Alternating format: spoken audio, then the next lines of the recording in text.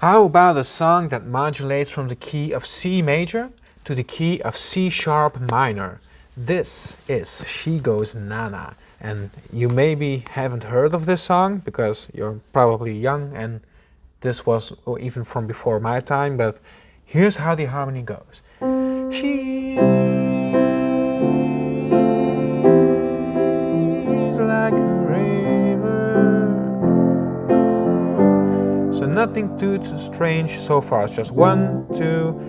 You could maybe it's a 3 chord, but because the C is being sung here and they're holding that note, I kind of assume it's the 1 chord with 3rd in the bass, moving to D minor, moving to C, and then 4, 5. So just a movement on the tonic, then the 4, and then the 5.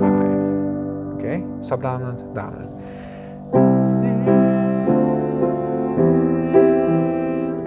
While she flows, we're kind of introducing, because we're starting the same way, we need to introduce the listener with, hey, something different is going to happen, or we don't need to, but that's what this song does. So we're not going back to D minor, we're going to A minor, which is immediate to F. But we're surprising the listener again, because this is what we're preparing him for. We're making it sus4, and the dominant as well.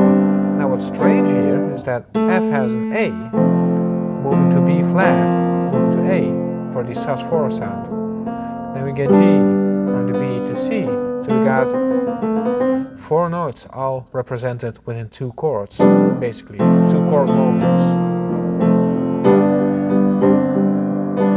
And we'll repeat the whole thing.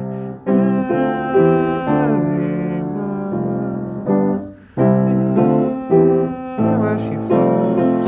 Okay, we end up in the pre-chorus.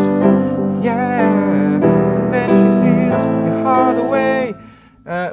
What's interesting about the pre-chorus, we're on the 3rd chord in the key of C, but it starts to kind of feel like we're in the key of E minor, going from 1 na, na, na, to 4th na, na, na, 1. Moving awesome. Now that's a weird movement as well. From F major, which would fit in the key of C or in the key of E Phrygian, but I guess the key of C is just fine. Going to B, a tritone up from F to B.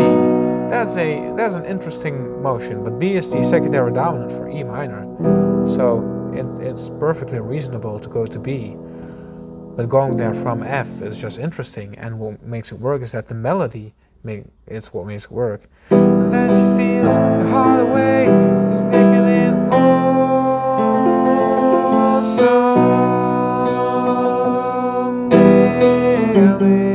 They'll make her mine. Okay, so from E minor to A minor to D. I think they use the sus4 movement here again, but it's not that important. Arrange your lies.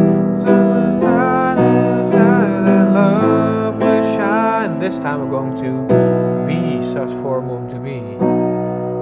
Why is that important? Well, it's a secondary dominant for E minor, but it's also the 7th chord in the key of C sharp minor.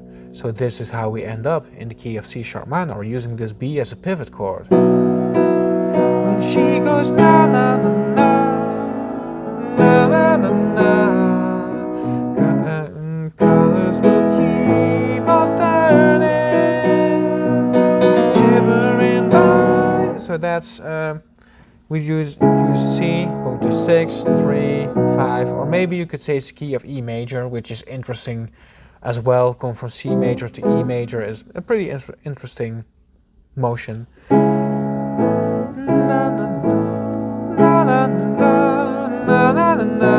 Going to 7. In the key of C sharp, or 5 in the key of E. Let's say the key of E for now, because it's going to sound more and more like the key of E in a second. Colors will keep on turning. Going to the dominant, from 1 to subdominant to dominant. Shivering by, just still B. It's just B, or we'll put in the 3rd in the bass. From 1 going to 4. Blue, blue, move back, we just play the dominant. She, and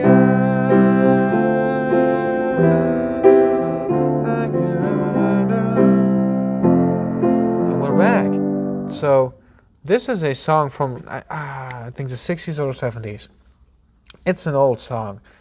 And look at all this harmony that's being used. It's just triads, but just the chord functions they're using and the modulations that's in there makes the song so much more interesting than what's happening in modern pop music, at least harmonically speaking, and not all pop music. There's plenty, like Silk Sonic uses incredibly interesting harmony, but much pop doesn't.